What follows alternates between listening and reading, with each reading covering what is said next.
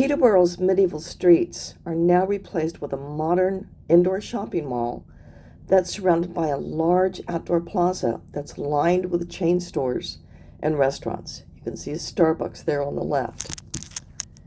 But if you walk through that gate that's in front of us, we enter the medieval world of Peterborough Cathedral. Peterborough Cathedral was named after St. Peter, the chief of Christ's apostles, and at one time, the cathedral promoted itself as an alternative center of pilgrimage to St. Peter's in Rome. We're looking at the west front of Peterborough Cathedral. Photos do not do this entry any justice. It just takes your breath away when you see it. It is massively huge. As you can see, my camera couldn't even handle getting it all in without distorting the sides. The current building was started in 1118. It was built in the Norman style, but the west front that we're looking at was not completed until 1238, and by then there was a new style, Gothic, with its pointed arches. So what we see here is early English, where we have these long lancet shapes. It was the earliest Gothic style in England. Now, the windows have some tracery in them, some designs. Those were all added later. There are three huge entry arches that are topped with gables with statues of the three patron saints of the cathedral. St. Paul is on the left, St. Andrew is on the right, and St. Peter is in the center. The porch in the very lower middle and the center was added around 1375, and you can tell it was a very different style. So I like to imagine this entry without that porch in the center. A little interesting note is that the west front is far wider than the nave to give that illusion of size. I walked around to the north side of the building to take this photo, and you can see better how they made the west front wider. The nave is to our left, and that extended side of the west front is in front of us. Here's a video of the close. That means the grounds that belong to the monastery. We're on the other side of the gate that we saw earlier from the plaza side. And this is where the monks would have lived their lives. And now people can come in to enjoy the beautiful grounds. Some of the buildings around the sides are, of course, newer, but we can see that stone wall that separated the monks from the people of the town. And I have to say, I have been blessed with the most amazing weather this entire trip. It is just a stunningly beautiful day. So now we've gone inside, and we can see immediately that this is Norman architecture, except for the windows that have been, some of them have tracery and have been redone. It's Norman. We have these semicircular arches with these thick piers and these cushioned capitals. It just speaks of strength and power.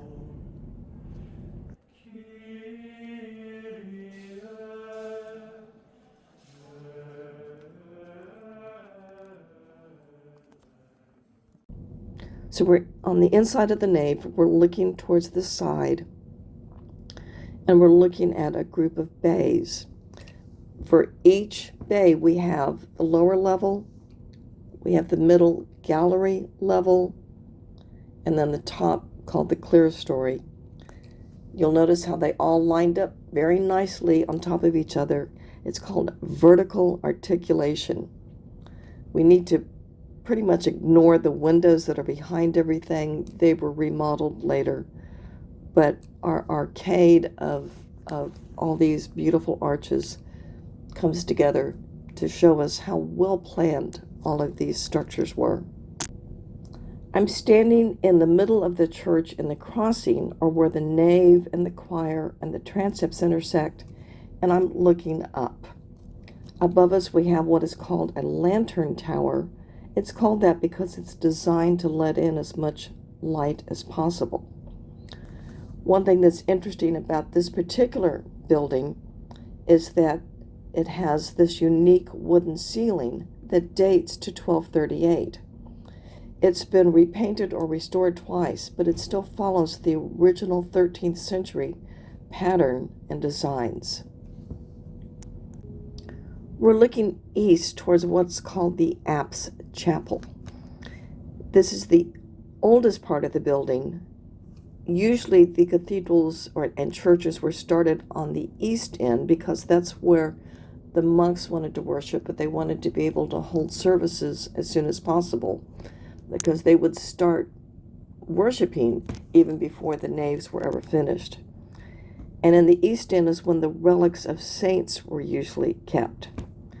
Now, in front of us, there's a high altar, and although it's beautiful and it's important, it wasn't added until 1894.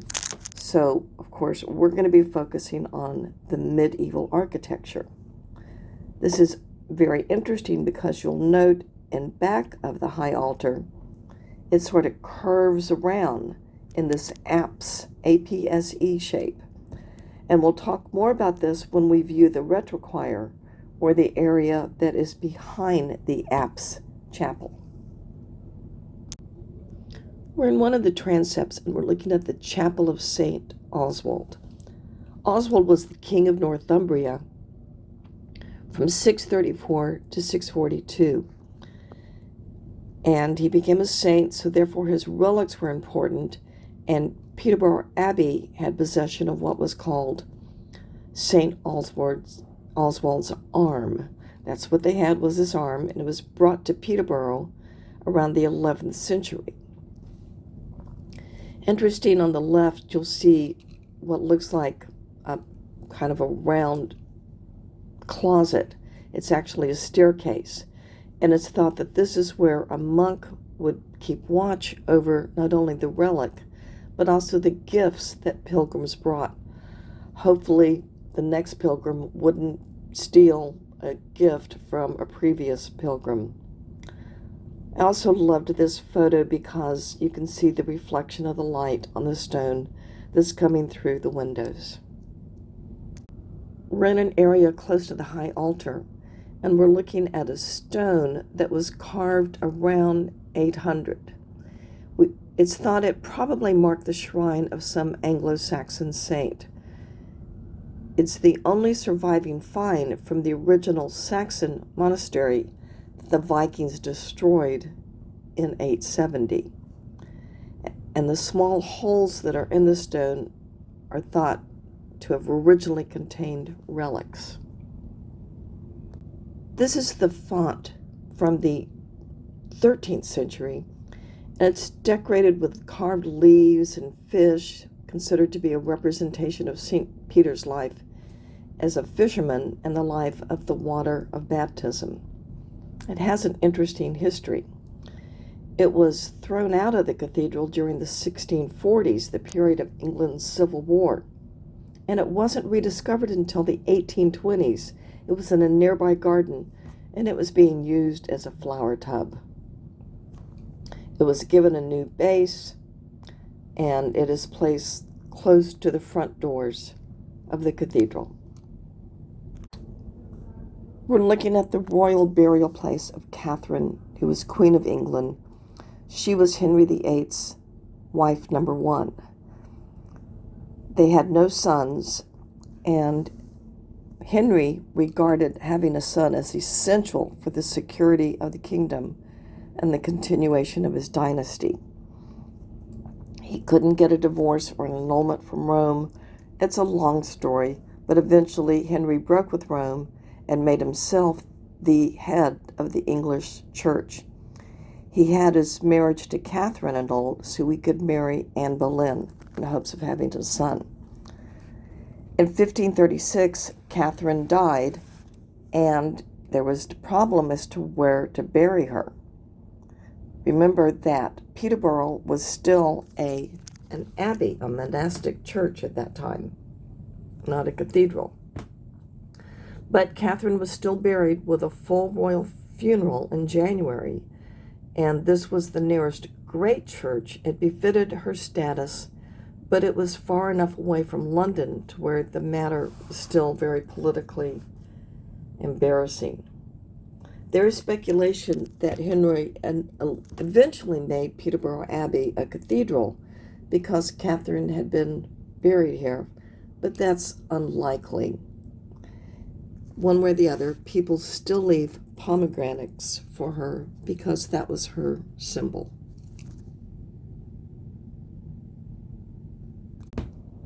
I really love the British sense of humor. They call this part of the building the new building. It is in fact the newest part of the cathedral, but it was constructed over 500 years ago.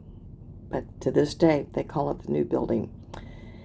It was designed as a retrochoir, which meant that it was behind the high altar area, and it provided space for processions. It was constructed in the last phase of the English Gothic that's called perpendicular. It's characterized by these strong mullions or tracery lines from top to bottoms in both the windows and the rectilinear panels, as well as the fan vaulting. We see all three of that in front of us. It was constructed under the next to the last abbot. His name was Robert Kirkton, and he was well known for his corruption, and he was eventually replaced by the monastery's last abbot, John Chambers, who eventually became Peterborough's cathedral first bishop when Henry VIII designated it a cathedral. So we're still in this 500-year-old new building, and of course we're looking up at these beautiful fan vaults.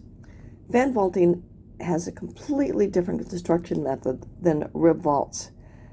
The masons will actually carve these curved stones in the mason yard, and then they assemble them up in the vaulting area, much as one would put together an igloo.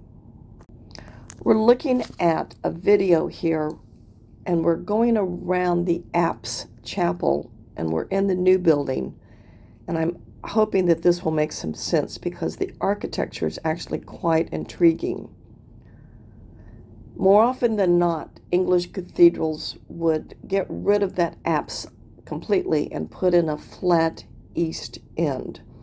And so there's little to nothing remaining of the actual apse.